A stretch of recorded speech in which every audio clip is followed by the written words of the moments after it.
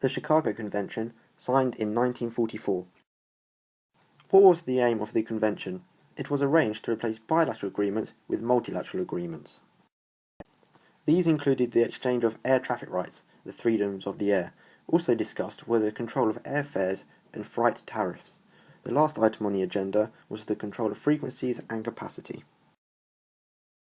Now we know what the purpose of the convention was. Who turned up? Well, altogether 52 nations turned up to the meeting that lasted 37 days. However, this did not include Russia or Axis powers.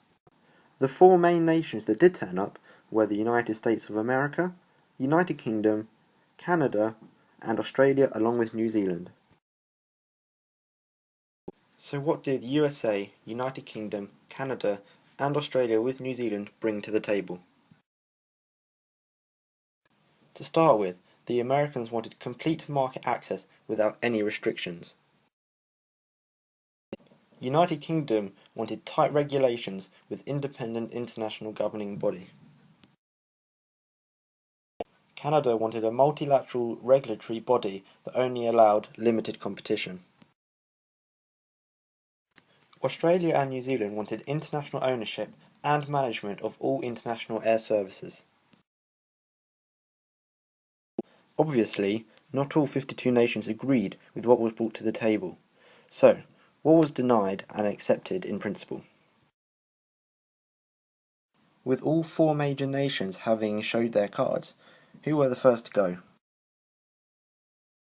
With Australia and New Zealand demanding international ownership and management of all international air services, this wasn't going to be very popular. With consumers in mind, Canada's option of a multilateral regulatory body only allowing limited competition wasn't widely accepted. With Canada and Australia with New Zealand out of the picture, it was now down to the USA with their complete market access without restrictions against the United Kingdom that wanted tight regulations with an independent international governing body. So whose idea was chosen between the USA and United Kingdom? Well, obviously it had to be United Kingdom. What was the outcome of the Chicago Convention? Altogether, there were four principal agreements. The first principal agreement was the Interim Agreement on International Civil Aviation. The first agreement established the Provisional International Civil Aviation Organization, which was used until April 1947. The agreement allowed work to start before the convention had been ratified. The agreement came into force in June 1945 with a 21-member council and 3 committees, one for the air transport, another for air navigation, and the final for the International Convention on Civil Aviation. The second was the Convention on International Civil Aviation. This agreement established the International Civil Aviation Organization.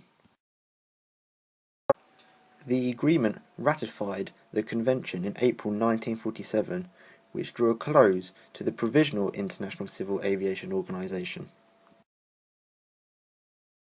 It produced 96 articles including the privileges and restrictions of all contracting states, provide the implementation of international standards and recommended practices to regulate international air transport. The third was the International Air Services Transit Agreement. This agreement founded the first and second technical freedoms, with the first being the right to fly over a foreign country, and the second freedom, the right to make a non-traffic stop, for example, refueling. This agreement was signed by all the delegated nations. And the fourth was the International Air Transport Agreement.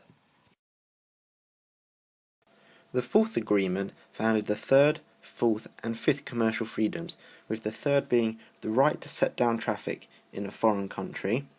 The fourth is the right to pick up traffic from a foreign country, and the fifth is the right to pick up or set down traffic in a third country as a precursor to continuation of a third or fourth freedom flight.